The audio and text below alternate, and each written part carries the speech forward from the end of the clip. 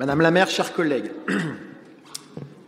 pour commencer, nous tenons également à remercier les services financiers et Madame Noisette pour l'important travail de présentation et de pédagogie du budget 2022.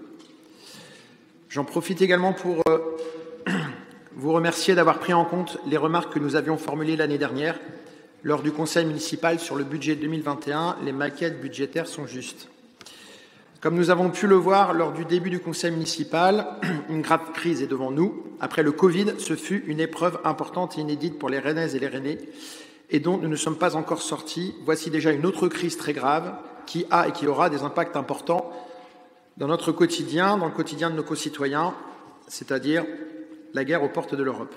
Notre conviction a toujours été d'être là pour les Rennaises et les Rennais. Ainsi, sur ce budget, je ne vais pas m'arrêter à expliquer quelles seraient les différences de nos projets pour Rennes, comme je l'avais initialement prévu. Nous en aurons bien le temps au cours de ce mandat.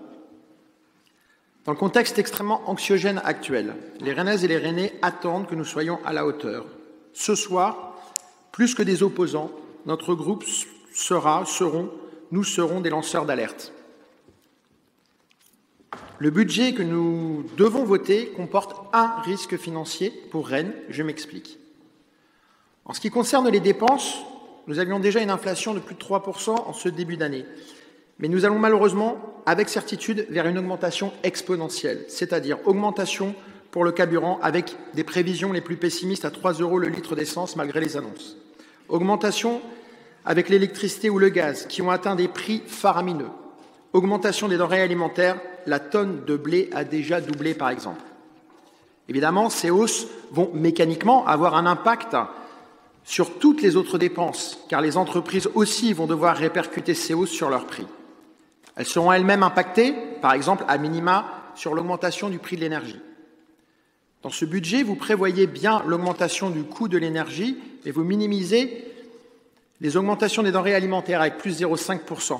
C'est ce qui nous paraît. Et par conséquent, l'augmentation mécanique des prix des fournisseurs de la ville. Et cela entraîne un risque, car ce soir, vous nous indiquez que l'épargne nette que nous votons est de 420 000 €.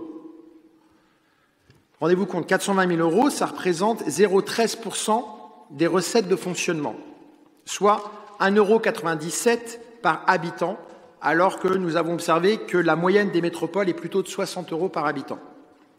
Bien sûr, vous pouvez me répondre que ce n'est qu'une prévision et qu'il peut y avoir des ajustements.